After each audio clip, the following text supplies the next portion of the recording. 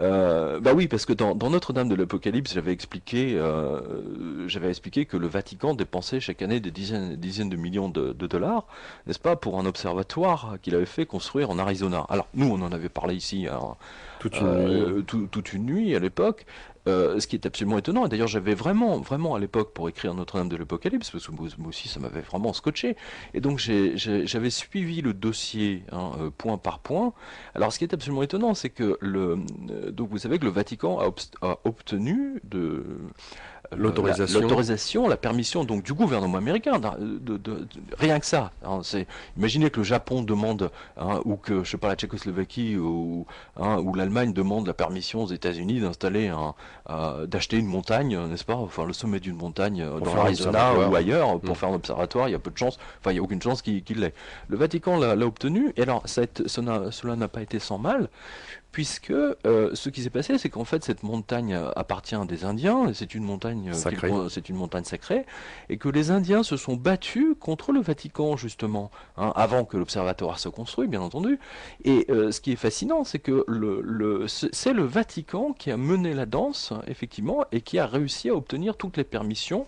Alors il y a eu des procès, hein, des procès donc régionaux pour essayer qui ont été faits par les Indiens. Ils ont été bien entendu déboutés. Les Indiens ont fait une descente chez les curés, hein, en disant oui, mais qu'est-ce que vous diriez si nous les Indiens, on descendait au Vatican en disant voilà, on prend votre montagne, on va installer un observatoire, qu'est-ce que vous en pensez, qu'est-ce que vous feriez quoi. Et les jésuites leur ont ri au nez en disant bah oui, bah vous savez, c'est déjà fait, hein, le pape a un observatoire dans sa maison de campagne. Bon, voilà. Donc ils se sont foutus de leur gueule. Voilà, donc sachez que ça appartient effectivement au Vatican, et donc pour la beauté du geste, ils ont donné 40% du temps d'utilisation, hein, de ce télescope, À et surtout de l'université. cette région, donc à l'université d'Arizona. Et alors là, il y a eu une nouvelle qui était tombée, alors ça c'était absolument génial, Fin avril. c'était fin avril. Eh bien figurez-vous qu'il y a un autre observatoire, un autre télescope qui va être installé juste à côté de celui du Vatican, et qui va s'appeler Lucifer. C'est absolument génial. Sachant que tout ça, que là-haut, en fait, il y a très peu de gens, hein. Il y a les jésuites en grande partie, et donc tous ces gens vont utiliser les différents télescopes, dont un qui s'appelle Lucifer. Je trouve ça absolument génial. Euh, et donc, euh, c'est quand même fondamentalement drôle, hein. Et déjà, rien Non que mais d'observer le ciel avec un truc qui s'appelle avec les yeux de Lucifer, déjà, c'est psychanalytiquement, c'est extrêmement révélateur.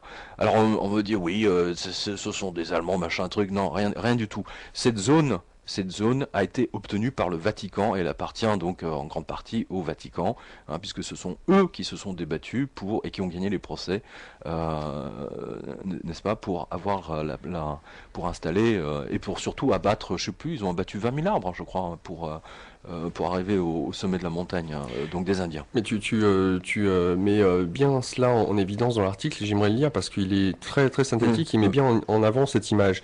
Imaginez que quelqu'un vous offre un chat ou un chien. Allez-vous lui donner le nom de Lucifer, de Satan ou de Belzébuth? Évidemment que non, sauf si vous êtes un proche du prince des ténèbres. Donc ce baptême confirme tout ce que tu dis dans Notre-Dame de l'Apocalypse et 777. La raison donnée par les curés, Lucifer veut dire Large Binocular Telescope Near Infrared Utility with Camera on Integral Field Unit for Extragalactic Ouais, Research. c'est un peu. Alors, Alors, ils se sont creusés les méninges, c'est le cas de le dire, pour faire passer la pilule en acronyme. Même le fabricant n'y avait pas pensé. Alors, c'est ça, le Vatican est submergé par les lucifériens, et quand Paul VI disait qu'il sentait les fumées de Satan, eh bien là, il aurait dit qu'il voit la fumée de l'incendie sous ses fenêtres. Inconsciemment, c'est encore plus profond. Appelé un télescope Lucifer. c'est drôle. Ils sont fous dans leur tête de ces curés, hein, tu nous l'avais dit.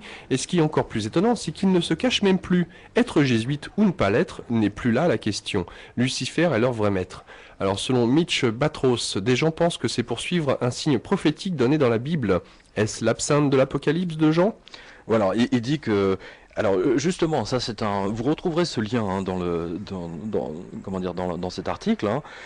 Il dit en fait, il est fort possible que le Vatican ait les mêmes. Est-ce qu'il est possible que le Vatican ait les mêmes informations que les Mayas? Vous savez, à propos Ouais. de 2012, hein, Mm. machin. Donc les deux parlent d'un événement à venir, d'un événement céleste, et il se pourrait que ça soit donc au centre de notre Voie lactée. Voilà. Et les deux donc parlent d'un puissant événement céleste, donc genre le ciel nous tombe sur la tête ou une météorite, j'en sais rien. Bref, et donc il dit la question la plus importante est de savoir quand. Hein. Donc, et c'est ce que j'ai expliqué dans Notre-Dame de l'Apocalypse, c'est effectivement, attendez, mais pourquoi le Vatican fait-il construire, il n'y a pas d'autre chat à fouetter, si j'ose dire, qu'est-ce qu'il en a à faire de construire un télescope d'abord et avant toute chose hein. En ce moment, il faut quand même le savoir que le Vatican, en France en particulier, vend un peu partout, mais c'est valable aussi au Canada, c'est valable en Allemagne, ils sont en train de vendre toutes leurs possessions immobilières pour payer tous les procès, etc. Hein. Et donc, je veux dire, pourquoi le Vatican a-t-il le besoin soudain de s'occuper d'observatoires